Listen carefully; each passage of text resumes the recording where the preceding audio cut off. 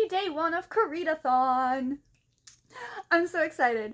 So I am doing a dedicated weekly reading vlog for Koreadathon, which is taking place starting today, March 7th, and is going all the way till Sunday, March 13th. This is a readathon that is being hosted by Chloe from Books with Chloe and Monica Kim. And it's all based around Korean literature. So yes, I have 6 books picked out for all 6 prompts, and I will leave the picture that I post on Instagram of my TBR for this week.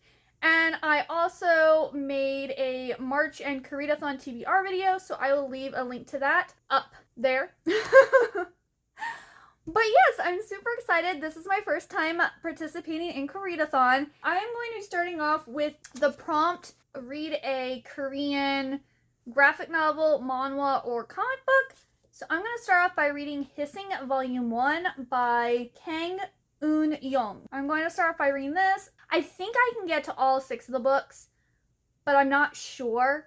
So I'm not going to go over my TBR or anything. I'll just talk about the books as I read them, because if I don't get to it, it's not going to be in this vlog, sadly.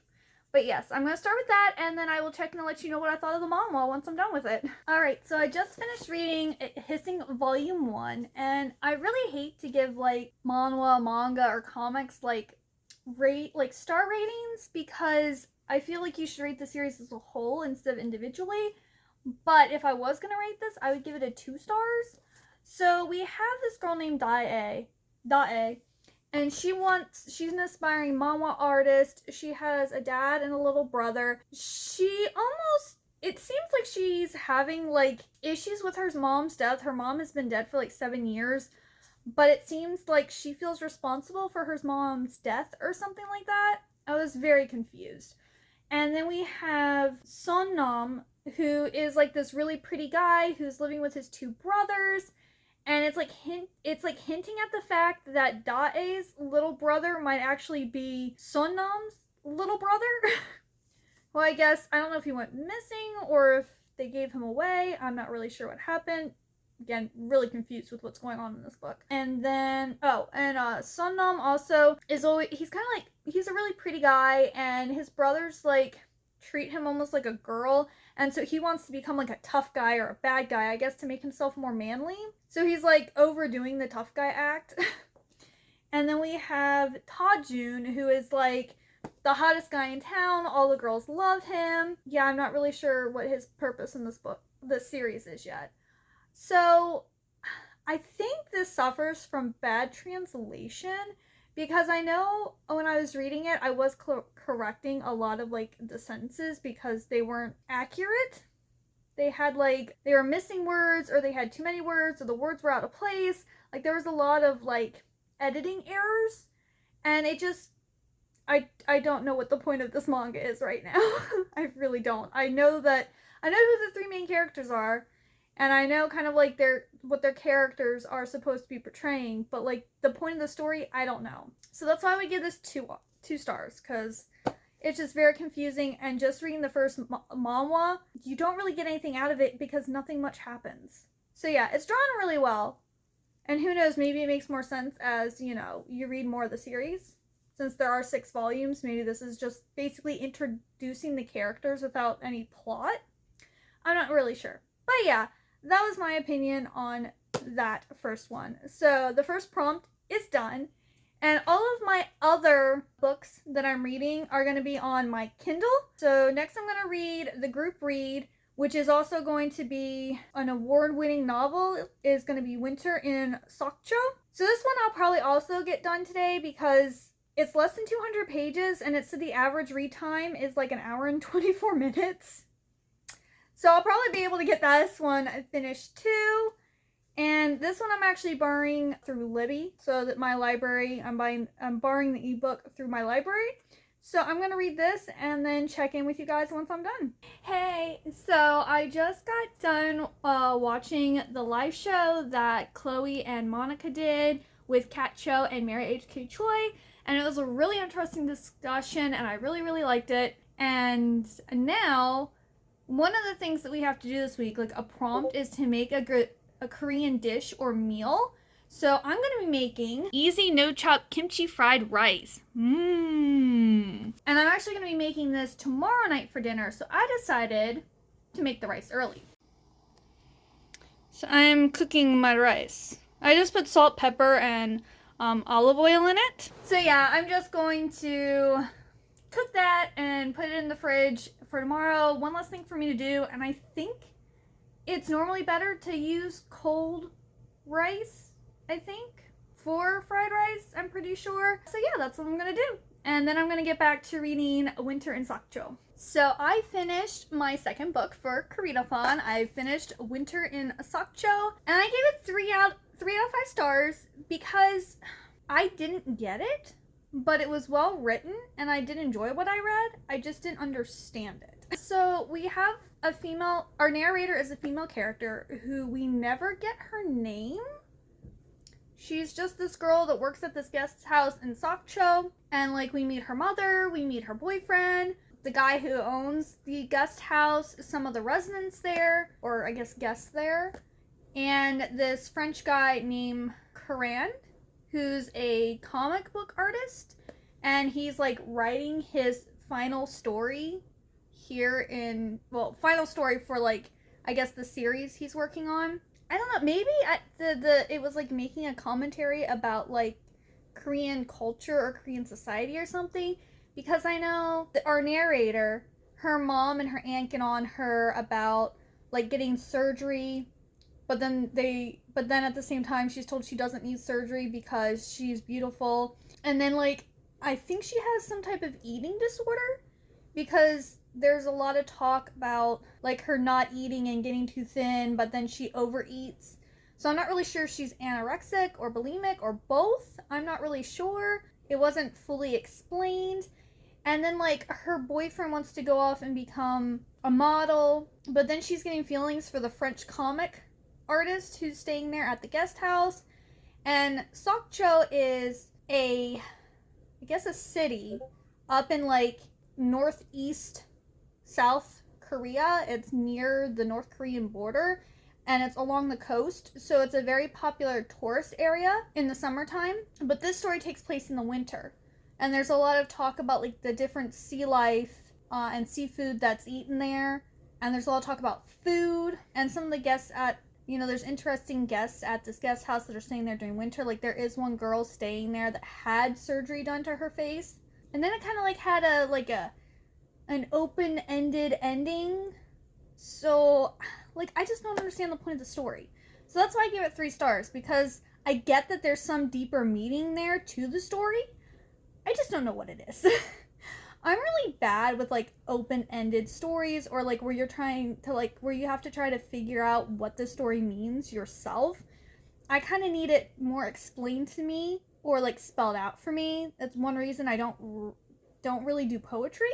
Because it's more of a interpretation, like find your own interpretation, just like people look at artwork and analyze the art, and I'm like, it's a pretty picture. I just don't get it. So yeah, but it was interesting. And so now I'm gonna do like my dailies on my phone and watch some of The Big Bang Theory, and then I am going to start reading Kim Ji-young, born 1982. And I might be able to get that done tonight too.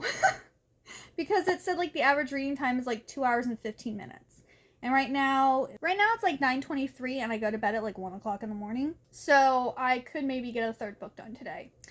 We shall see. We shall see. But I will check in with you once I'm done with Kim Ji-young, born 1982.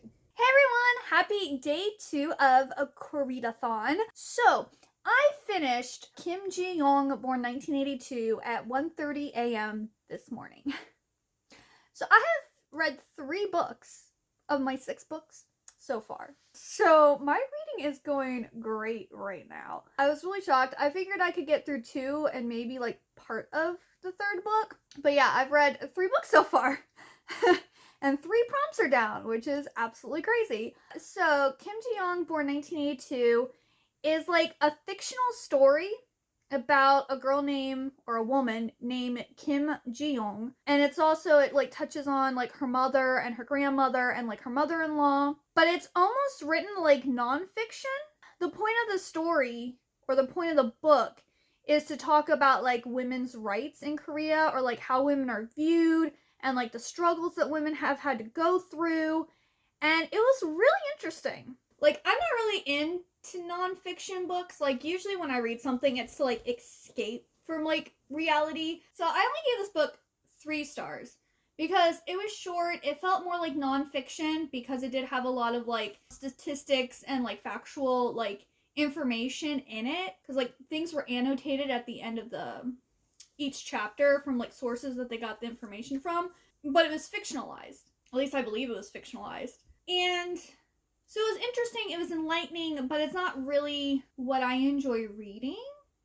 So that's why I give it 3 stars, because it was important, it was interesting, but it just wasn't, I didn't necessarily enjoy it. And I do star ratings based on my enjoyment of something, not necessarily the substance of it. Because if it was for the substance, I'd give it a 5 stars. But enjoyability, it's a 3 star, and that's how I do my ratings. Yeah, women in Korea have had it tough. Men get preference, or at least, because this book, I think is like 2015, 2016 is like the present day. And then they go back to probably like the 40s, I would say, for like the grandparents. And like the mom was like, you know, in like the 60s, 70s type of thing.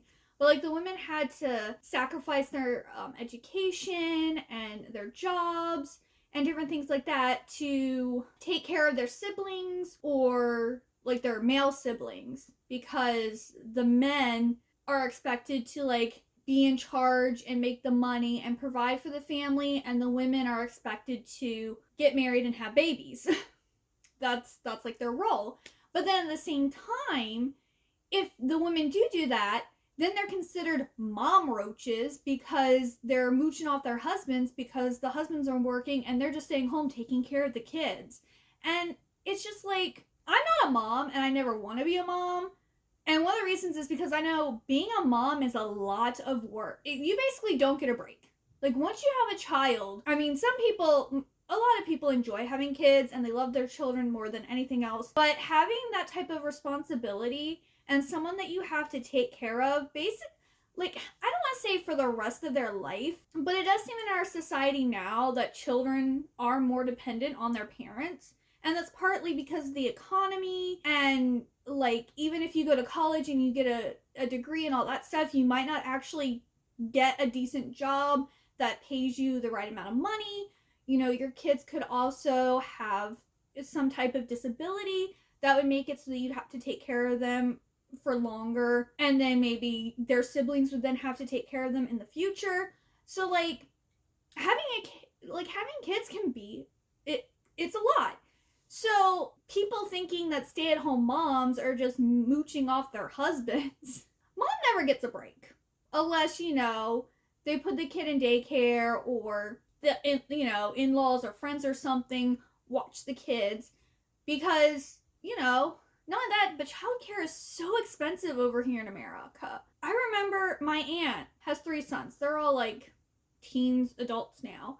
But I remember at one point my mom had told me that for the 3 kids, my aunt was paying like, I don't know, like $2,000 a week for daycare or something. I don't know. It was like some outrageous. I'm like, and at this point, I was like, I don't even make that much in a month. Like, how in the world are people affording daycare? Like, what? And then like, I work a full-time job, and I'm doing YouTube as like a hobby right now. And my husband works a full-time job and also does like YouTube as like a hobby right now. I'm like, I make dinner a lot, and I go grocery shopping, and I do laundry, and he does dishes.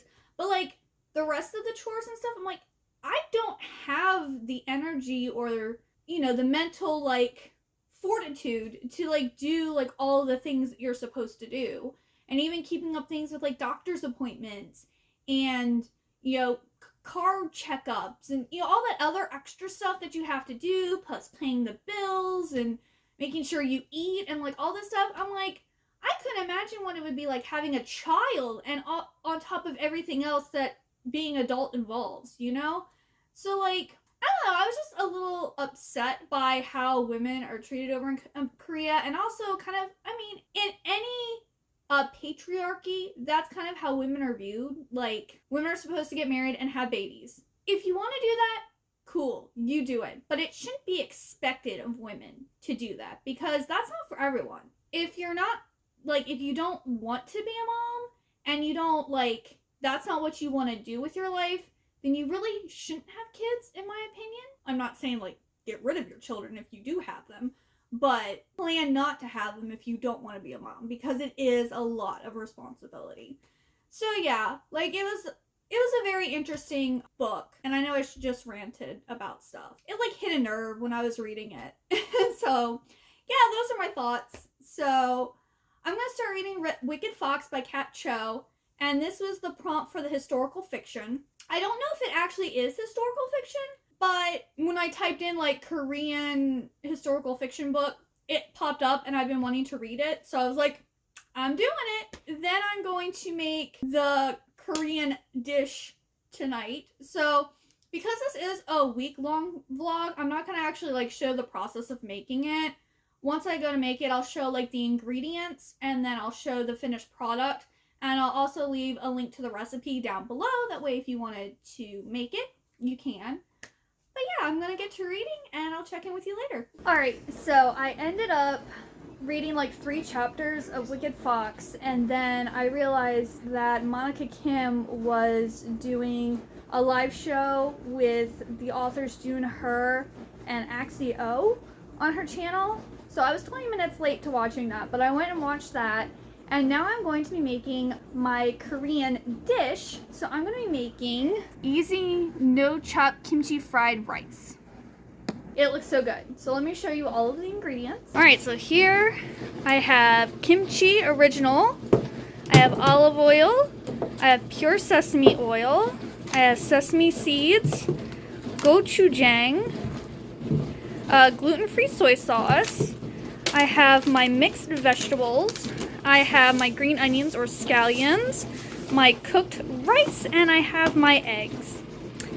So yeah, I'm gonna use all of this to make my fried rice, and then I will show you the finished product and let you know if it actually tastes good or not. Alrighty, here is my finished easy chop kimchi fried rice.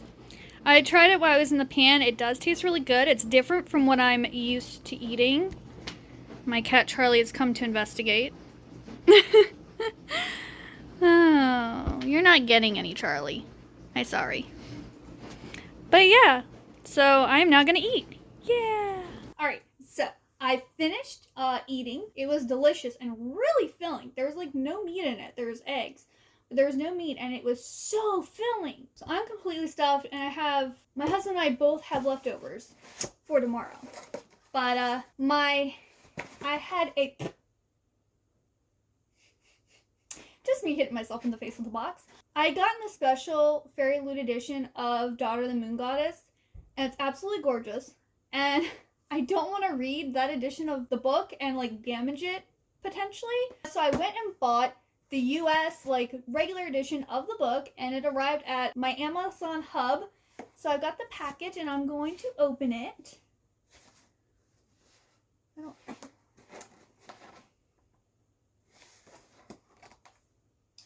Pull to open. Pull what to open? Okay. Oh, okay. Pull this. Okay, this is weird. I've never had one of these boxes before. Oh, okay.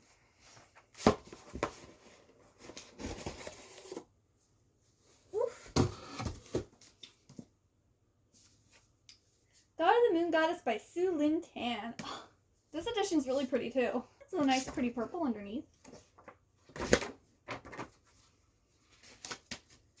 Yeah, this is a retelling of, or a reimagining of, the tale of Chang-yi. This is really exciting.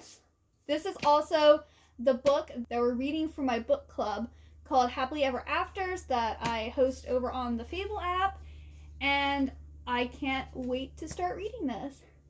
And I'm super happy that I now have the US copy and the nice Fairy Loot copy. So, yay! This is a breathtaking debut novel. I wonder if this is a standalone or if it is the first in a series. No, it's a romantic duology, so this is going to have 2 books. That's so excited. Alright, Well, it's like almost 9 o'clock now, and I really haven't got much reading done today. I did so much reading yesterday, and then today it's just been like... I did also, while I was working, because I had some things where, like, I was, like, sending, like, generic emails to people and whatnot, so I listened to my audiobook, So This Is Love by Elizabeth Lim.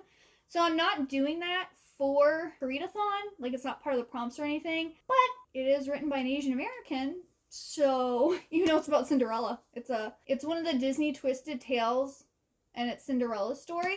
I'm really liking it. I think I got, like, 50% in so far, and I have like 6 days left to listen to it.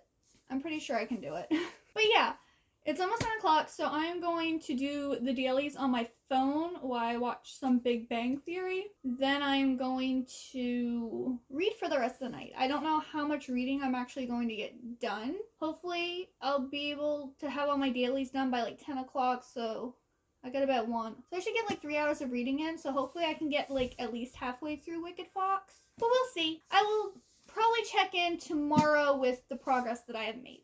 Hi everyone, and happy day 3 of Koreadathon! So I am currently working on Wicked Fox by Cat Cho, and I am 61% of the way in. It says I have 2 hours and 40 minutes left in here.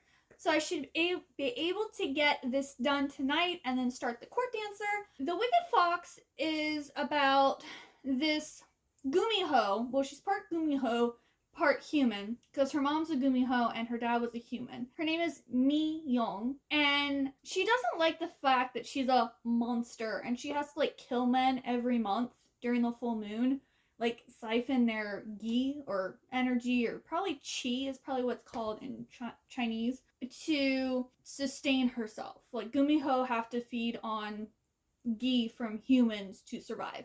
And so she doesn't like this fact, and she's been working with this shaman named Nara to locate... Nara, like, talks to ghosts and things, or spirits, to find out, like, who killed them if they were murdered. Mi Young will then hunt down those men and kill them for sustenance instead of like a random innocent person. So she's kind of doing like the whole, like, if I have to do bad, I'm going to try to help or do good in the process of doing bad. Because like, it's not her decision whether those people deserve to live or die, but if she's going to kill someone, she's going to do it who's actually hurt someone else instead of, you know, just finding some random guy who she knows nothing about and murdering them. Her and her mom move around a lot, and they're now in Seoul, and she's going to a local, I think, public school. One night when she's out feeding, this guy named Ji-hoon is walking his dog, and his dog, I guess, senses the gumiho, and Dokkabi shows up. So the dog takes off into the woods, and so Ji-hoon is running after the dog and ends up being attacked by this Dokkabi, and then Mi Young jumps in and like saves him, and then her fox pearl comes out, which is apparently like her soul. And so she's now spending her time trying to figure out how to get her pearl back inside of her with the help of Nara. And Ji-hoon, knowing that she's a gumiho, is trying to like be her friend, trying to get to know her, trying to like be like buddy with her and different stuff. And she's getting picked on at school because she's super pretty. So like all the girls are like jealous of her. All the guys are like have a crush on her. And then, like, the girl's like, oh, she had to have had surgery. Like, there's no way she's that pretty without surgery. Things have progressed since then. Right now, it's kind of gotten really emotional. I was getting a little teary-eyed at what happened. So, yeah, I'm liking it. I want to say it's kind of very slow-paced, or, like, the writing is just slow-paced, because a lot has kind of happened. But it doesn't feel like it's happening quickly, if that makes sense. So, like, it's interesting, but I wouldn't say, like, I'm super enjoying it. Like, for instance, Marine Goose, what's the book that I read? It's the one where the girl uses K-dramas to, like, create this formula on how to get a guy, and then she uses that formula to get this new guy to like her, and, like, it was so cute, it was so fast-paced, it was so funny, it was very much like a K-drama.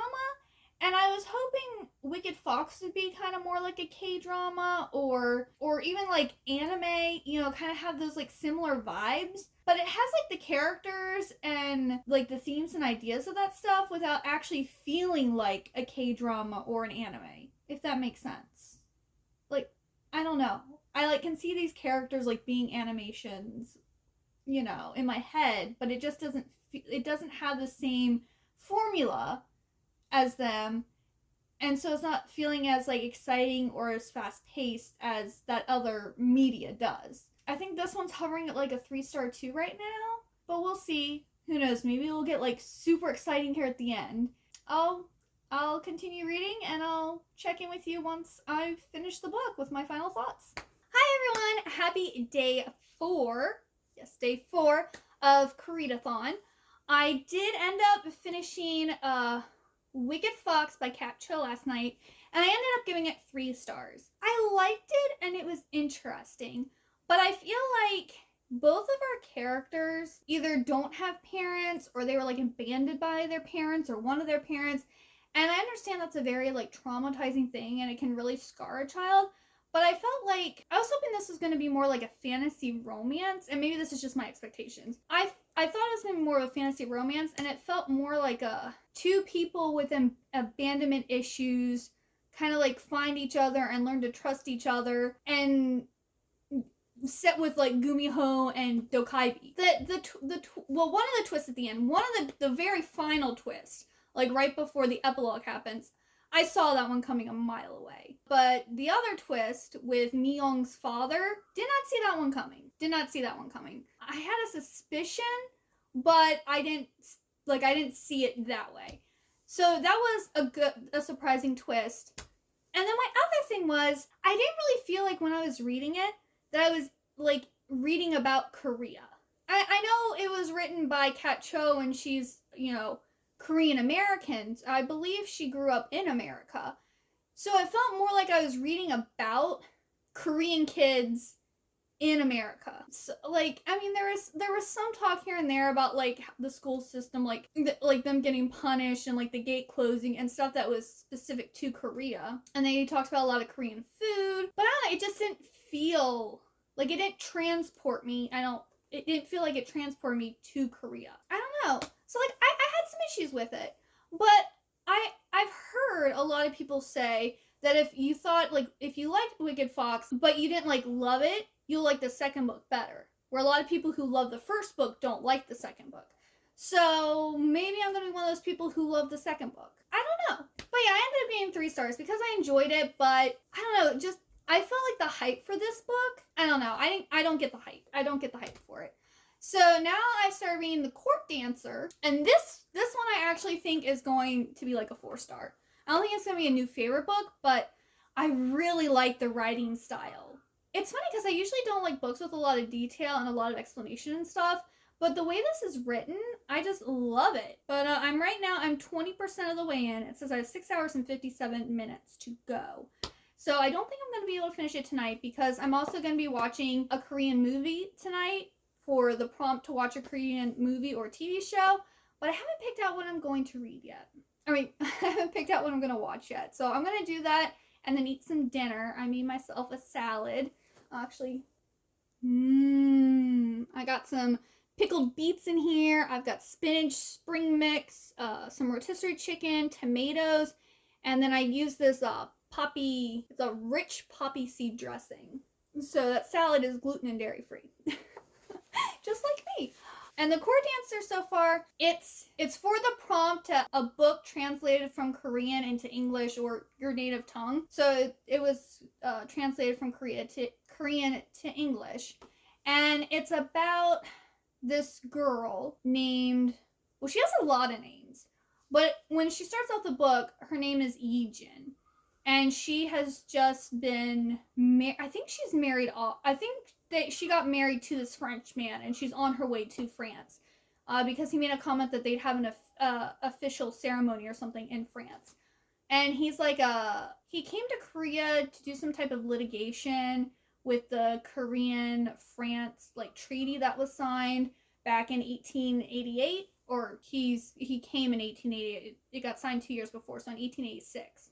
But this book basically takes place in 1888, but then also goes back to like her childhood, about her being orphaned, and how she got introduced to the court to then become one of the lady attendants, and like this friendship she forms with this other orphan named Yeon. And I guess her and the Frenchman like fall in love, or he falls in love with her and then she's given to him. I haven't gotten to that part yet. All I know is that they are married and they're traveling to France. And I'm in part 2 where he met her and met the king, and he can't stop thinking about her now. But he's been warned that he's not supposed to ask or talk to the lady attendants because they're like the king or the emperor's property pretty much.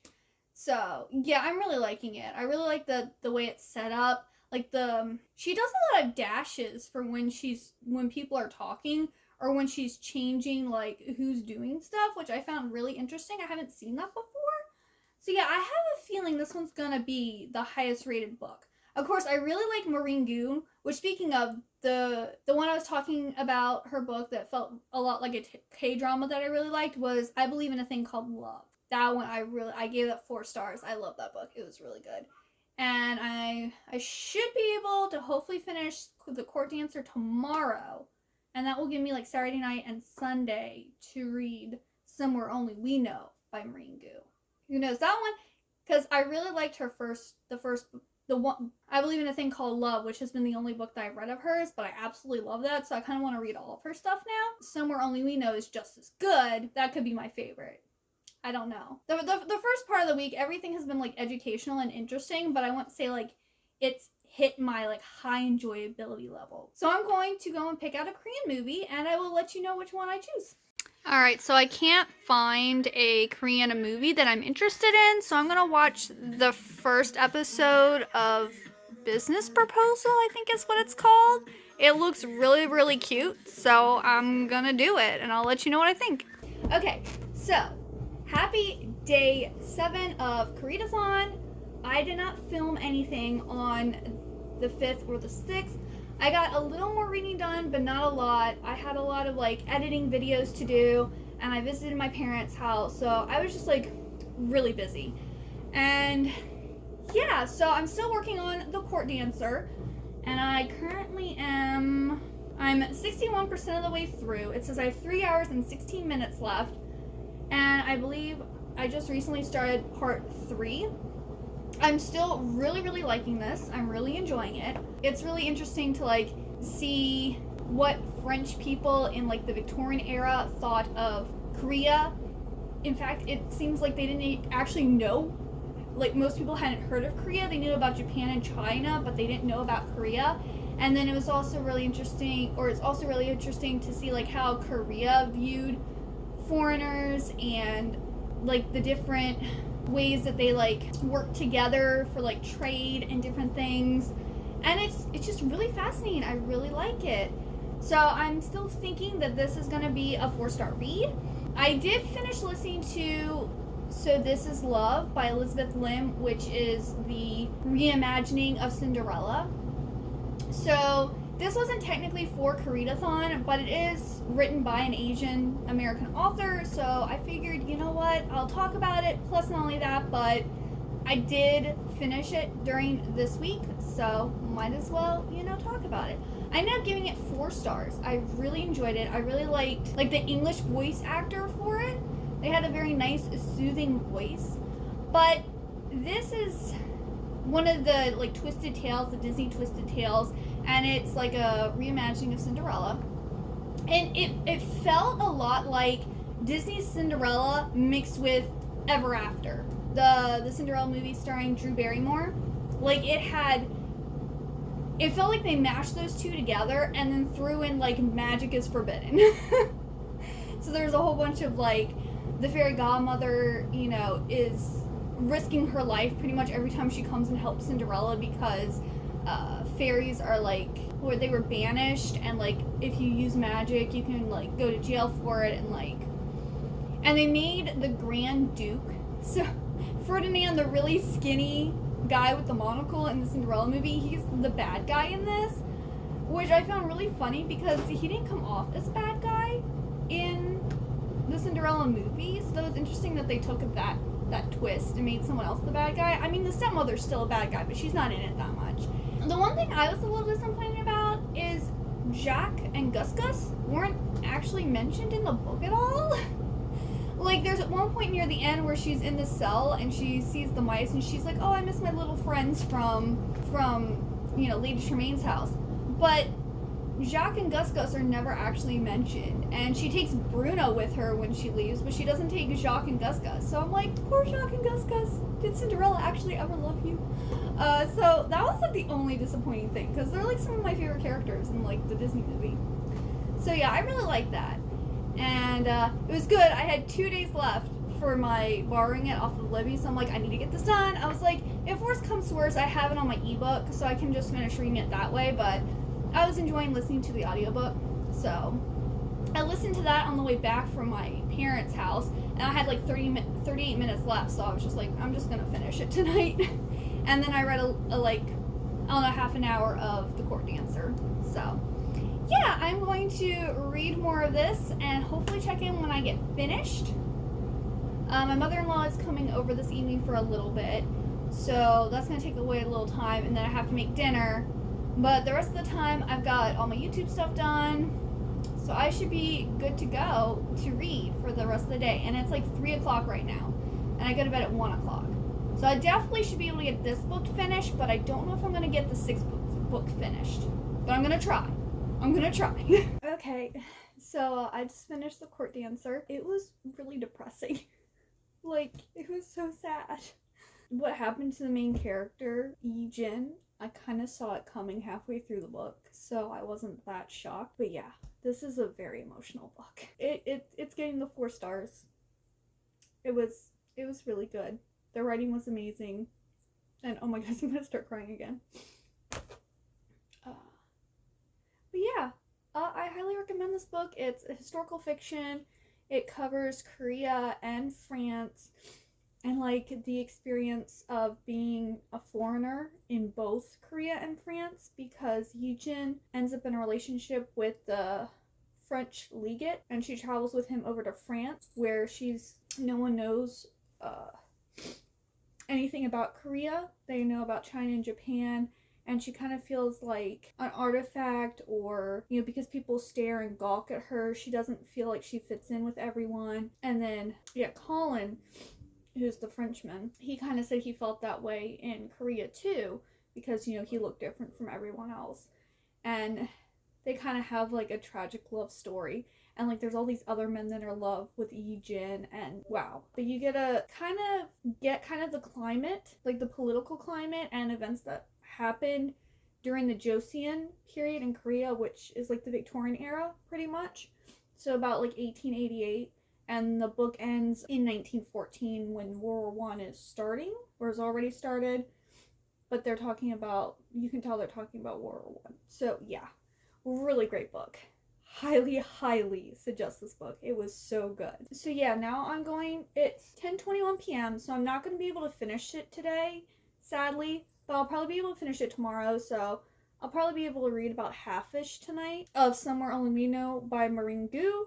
So I won't be able to completely finish my Koreadathon TBR during Koreadathon, but I'm going to finish the vlog once I finish the 6th and final book. And I forgot to mention, on Thursday night, I watched the Korean drama Business Proposal, and I said I was going to watch 1 episode. It was so good. I ended up watching 3 episodes. And I was like, oh, I have to read.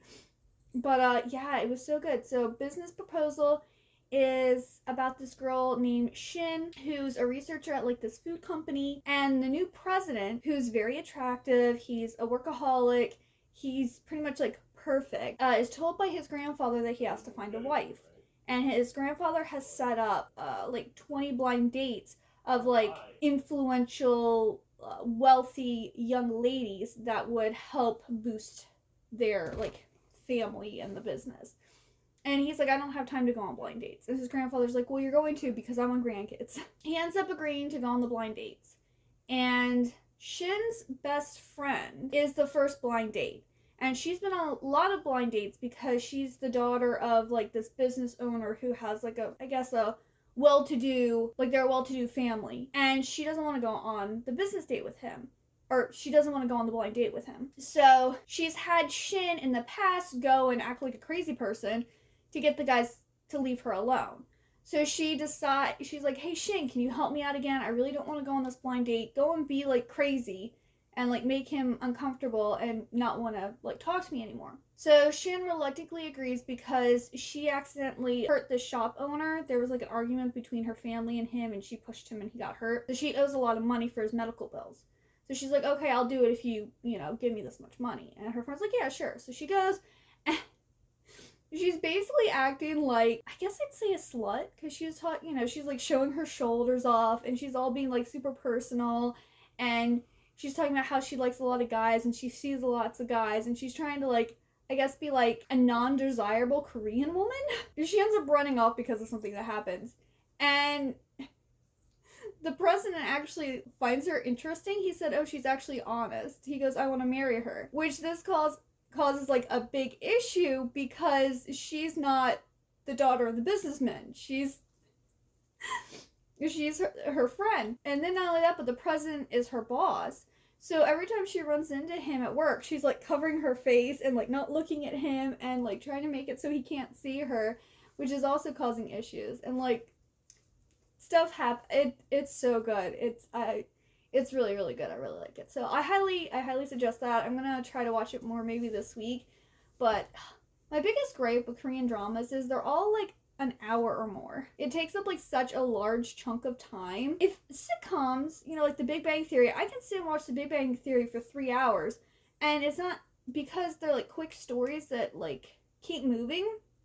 It doesn't feel like 3 hours, but like Korean dramas, since they're like hour or more stories each time, it feels like I'm watching like 3 movies. Even if I'm enjoying them, it still feels like a longer chunk of time. I wanted to talk about that. And then the last prompt, like lifestyle prompt that we were supposed to do, is to support a Korean creator.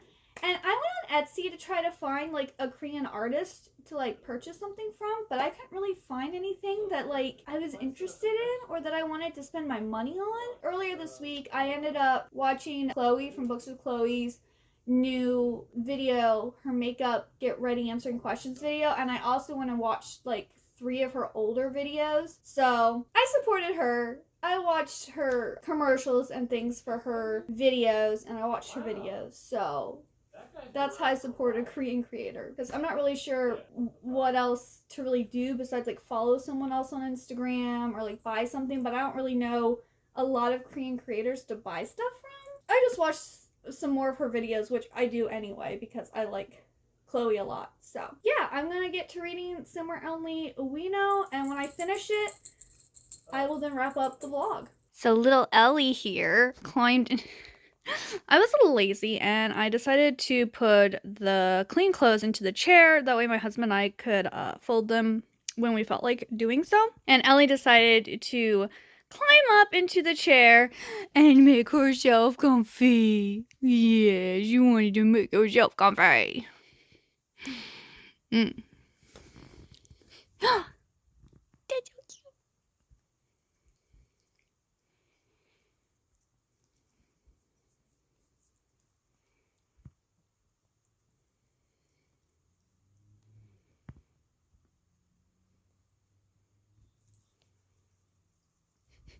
Are your paws dirty, Ellie? Alright. Mommy's got wrapped up with this vlog. Alright, so I never like wrapped up my Koreadathon vlog. I did end up finishing Somewhere Only We Know the Monday after Koreadathon, so this vlog is technically like going one day after Koreadathon. And I did really enjoy that book, and I gave it 4 stars, as I thought I would. I don't know. Both Marine Gu books now that I have read are just good. I really like them. They're not like new favorites, but they're 4 stars. Like, they're very enjoyable. But Somewhere Only We Know is about this famous pop, like, K-pop star, and she's about ready to go, like, solo and make her, like, American debut, and she's doing part of her tour in Hong Kong, and she ends up meeting this guy who is a, like, undercover paparazzi guy, and she doesn't know, and he ends up, like, befriending her, and they go on, like, this adventure together. She kind of wants to, like, or he kind of convinces her to, like, let loose for one day. And so she gives in because she's feeling a lot of pressure. She's, you know, questioning whether she made the right decision, if she loves what she's doing as much as she used to do. And she was just like, you know what? Before I become super famous and like can't really change my decision, let me have some fun. And it kind of reminded me a little bit of Starstruck. It had similar vibes, like the whole like pop star meeting like a normal person and like spending the day together and then like kind of like falling in love type of thing. Like it gave me the same vibes, and I love Starstruck. That's like, it might be my favorite Disney original movie, or like top 3.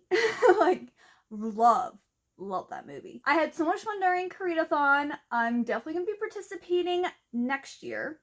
I'm super excited. I think I'm already gonna start thinking about what I'm going to read, but I think this was a really, you know, successful readathon. And a thank you if you made it to the end, because I'm pretty sure this is going to be a pretty long vlog because I took a lot of clips. But yes, thank you so much for watching, and I hope to see you next time. Bye bye!